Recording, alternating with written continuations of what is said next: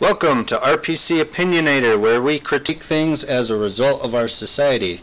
And what better to critique, or rather criticize, than the 2016 presidential election. This election, every time I think about it, gets me all riled up. This election is a heated one because we have a bunch of crazies who are all more like reality TV stars instead of people to trust our country with. And frankly, this election, we are screwed. So how did it come to this? How did America become so messed up to allow our country to be up to people that constantly argue, literally, about how big their hands are in a presidential debate? The problem is us. It's all of us. It's our culture of people that follow ridiculous trends, such as child stars with very little talent and even less in the IQ, common sense, and other self-respect factors. We support has-been stars because of their nonstop whiny drama from their self-inflicted problems. We have stars because we like watching boobs and, for a lack of a better slang term, bimbos. We have 40 and 50-year-olds fantasizing over small children cartoons. We have stars like these, and I have frankly no idea why we have stars like these, or who in their right mind would support stars like these.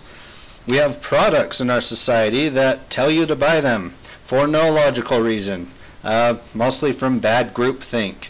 And even when they're in very inferior or superior products on the market, we still buy the inferior ones. And then we have things like this. Need I say more? So, this is the type of stuff our society supports wholesomely, and this group of people is who we have to rely on making our democracy great.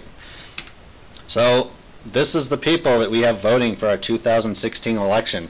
People that support celebrities and media and how many likes on Facebook more than they care for their own families. We're entrusting America to memes, obnoxious idols, duck faces, and all other things social media. But who cares, really? As long as we have T Swift for president, I'm sure America will be great again. We'll have unanimous world peace. But all kidding aside, oh wait, there is no kidding. This is literally our culture right now. This is who is choosing people to run our country. We're having presidential campaigns and debates that literally feel like a reality TV show, and we're literally choosing reality stars. So let's take a look at some of these top reality stars that our culture is deciding on, and see what happens with this election. So our first choice is literally a reality star and had a show that was him being a reality star, and he acts like it. We have Trump. He had many companies that grew, many companies that failed, and above all, Trump is notorious for the Trump hair. Trump is probably our most popular right now because he appeals to our very sad culture with loud and blunt outbursts. He's perfect for our society because he fits right in with the appeal of drama and glorifying ridiculousness.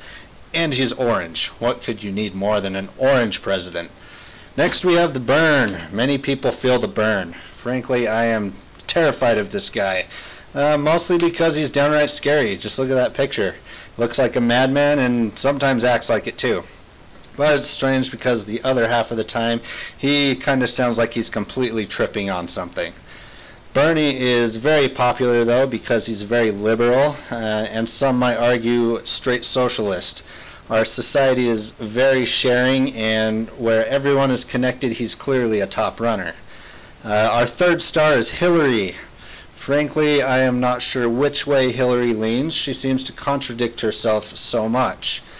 She has a lot of publicity just in the fact that she is married to a former president, and she's been a Secretary of State. I could be wrong, but I think the majority of Hillary's voters are in support, as she backs several similar issues Obama did. She'd also be the first woman president, which gives her a lot of the uneducated female vote, which frankly seems kind of sexist, but when you look around and watch people use Snapchat, it makes sense. We have a few other reality TV stars in the race that still have a shot, though not as big. The first one, we have Cruz. There's my image. We have Cruz, more conservative and more creeper. Many people aren't even sure that Bad Lip Reading's video on him was faked at all. It's pretty bad. Cruz is our only candidate that is part Cuban, part Texan, and was born in Canada. Enough said.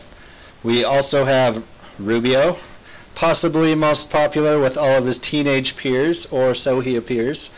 Rubio is one of the most center-leaning candidates. He's also Cuban, and he is very nitpicky on Trump's small hands and overcompensating Trump towers.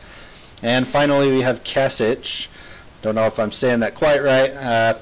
I know very little about Kasich, except he's very anti-abortion, which is a big turnoff to a lot of people. Frankly, he's so far behind the other candidates, though, that it will be a miracle that he has a chance anyway. Especially because he doesn't really match the feel of being a reality star like our society so desperately embraces. So now what? What do we do? Unfortunately, it's too late.